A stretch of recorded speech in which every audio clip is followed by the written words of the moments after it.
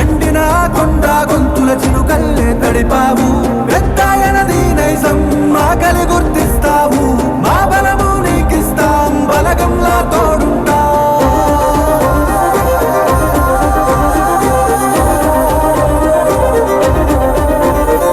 మా కన్నుల వాకిట్లో కలకాలం కాచేస్తాం. అభివృద్ధే నీ లక్ష్యం, నీ గెలుపు ఇక తథ్యం. మా నాయ